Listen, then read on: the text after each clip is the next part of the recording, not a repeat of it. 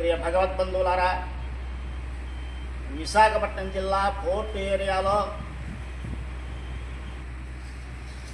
వేయించేసి ఉన్నటువంటి శ్రీభూ సమేత శ్రీ వెంకటేశ్వర స్వామి వారి యొక్క దేవాలయం యొక్క విశిష్టత వైభవం గురించి నాకు తెలిసినంత వరకు విన్నవించుకుంటున్నాను. ఈ పోర్ట్ ఏరియాలో సముద్రంలో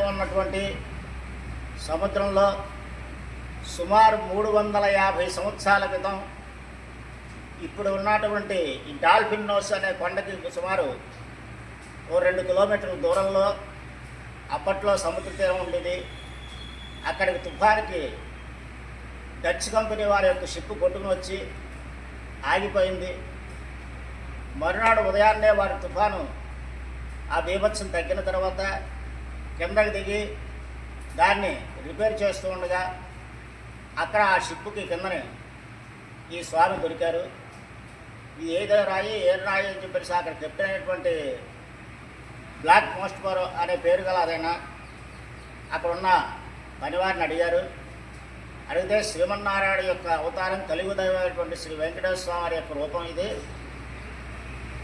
స్వామి మనకు లభ్యమయ్యారని చెప్పేసి అక్కడ ఉన్న వర్కర్లు చెప్తే పనివాళ్ళు అతను ఆ బ్లాక్ మోస్ట్మోర్ అనే కెప్టెను కొంత విరాళం కూడా ఇచ్చాడు. అప్పట్లో ఇచ్చి మీరు దేవాలయాన్ని నిర్మించుకోండి అని చెప్పడం జరిగింది.